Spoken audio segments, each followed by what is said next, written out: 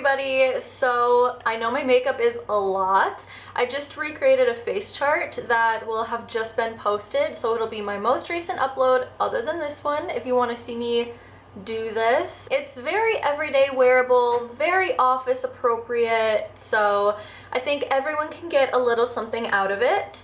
I'll have it linked up in the card if you're interested. Anyway, so right now I want to talk about palettes, eyeshadow palettes, my favorite thing. So I saw somebody do this, like, I guess challenge or I don't know, talking point. I don't remember where I saw it, but it's basically if I could only keep 10 eyeshadow palettes, which 10 would I choose? And I went through all of my palettes. This was actually kind of difficult because I feel like I narrowed it down to like 5 or 6 that I was really happy with, and I just like needed to choose more.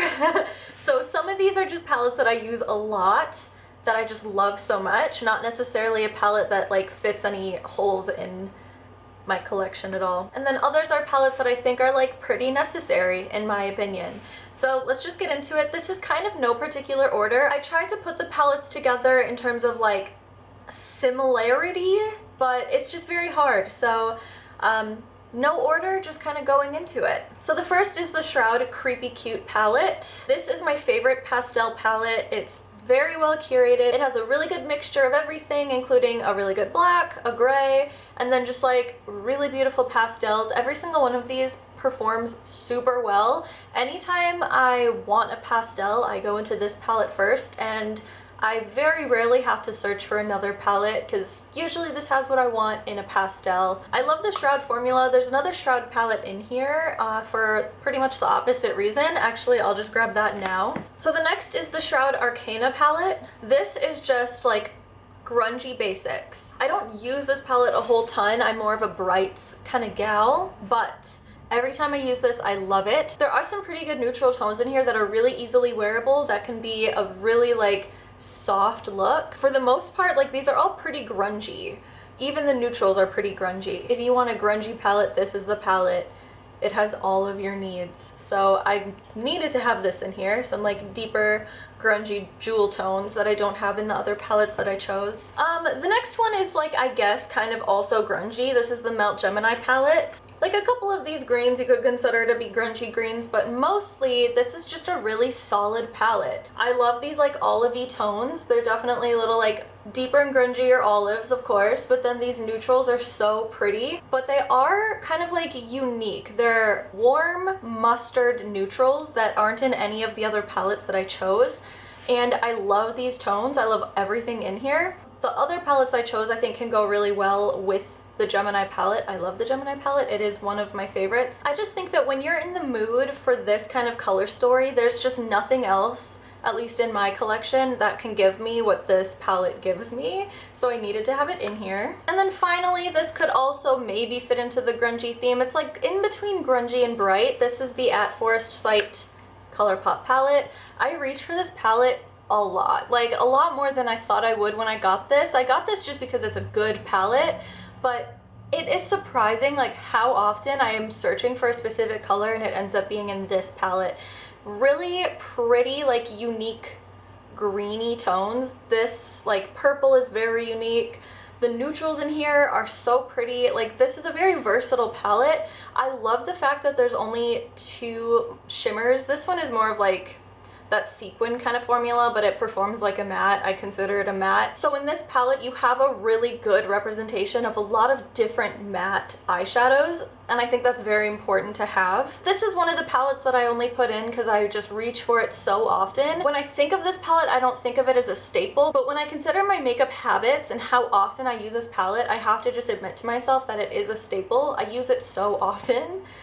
So I had to have that in the 10 palettes. I had to include my favorite palette at the moment. This has been my favorite palette for a while, even though I don't really use it as much as you would think. I just love it so much. Even these like greens here, like I've included quite a few palettes with like olivey tones, but these are very unique. I bought this palette for this shade here, which seems like it would be a pretty common shade.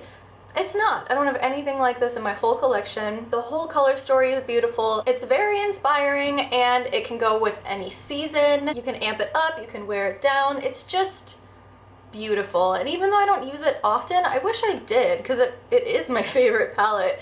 I think sometimes I have favorite palettes, but then I'm afraid to touch them for some reason. I've just always been that way. I should use this more. I love it so much. Oh, I don't even think I said what it was. Kaleidos Flower Punk palette. Okay, so now I'm getting into more of like basics. So I included the Sugar Pill Fun Size palette because it's brights. This is like your basics brights palette. It's different from the Creepy Cute palette. So here's the difference. Creepy Cute is very light, very soft, very pastel, versus Sugar Pill is very just bright. There's a couple shades that are like lighter brights, like these kind of greeny teal shades here, but they're still brights. I have tried using this in more of like a pastel way, and it just isn't what it is. It's a brights palette, and I needed to include a brights palette because I'm a brights person. So that's why that's here. And then I included the Menagerie Feral palette for very specific shades. It has a primary red and a primary yellow. I thought it was important to make sure I had the 3 primary shades within these 10 palettes. I have a black in quite a few of them too. So I chose this palette for that reason. Also, there's just some really unique shades in here. This teal up here is pretty unique. These shimmers, all 3 of them are beautiful. Again, those like army greens, they're unique in their own way. I have a lot of them though. This purple is so lovely. I just think this is a solid palette. When I think of what my favorite palettes are, this palette falls into that category because it's just so versatile and it has just a little bit of everything, and everything is good. Next is the Black Moon Cosmetics Urban Myth palette. Shout out to Adrienne for gifting this to me. She is amazing. I chose this because of the primary blue. I needed a primary blue somewhere within here, but also, once again, it's just a really solid palette. This has Mothman, which is my favorite green transition shade. It doesn't look like it would be, but it is so good when you're working with greens. It's almost like absolutely necessary to have this shade here. Really good shimmers, really good green, really good purple. Like, once again, it's kind of like, in addition to all of the brights that I have, they were kind of missing everything that is in here, so it's just filling a lot of holes. And it's just such an amazing formula. I've used this quite a bit and I just love it so much. And if I can only have 10 palettes, I definitely cannot skip this one. It's pretty necessary. Next, this might be a cop-out, but this is the ColourPop Bare Necessities palette. I was obviously ignoring neutrals with all of my other palettes. I just like, there are neutrals within those palettes, but there aren't like enough to create more of like just a neutral look.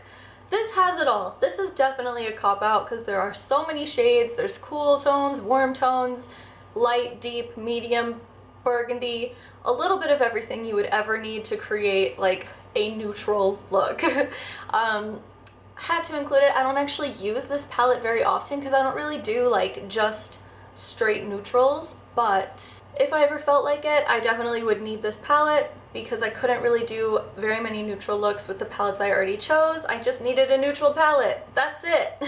And then finally, this palette is very old. I don't know if I should even include this in here, but this is the Fenty Beauty Galaxy palette. Can you believe how old this is? But these are all like topper shades. I'm a shimmery, glittery bitch, and I couldn't just have 10 palettes with some shimmer options. I needed a palette that would give me like pretty much any shimmer, pretty much any glitter or topper that I would want. Once again, I don't really use this very often because I have a lot of things like pressed glitters or like liquid shadows. I have a lot of palettes I can dip into to find the perfect glitter, the perfect shimmer. But if I can only have 10 palettes, one of them has to be an all shimmer palette.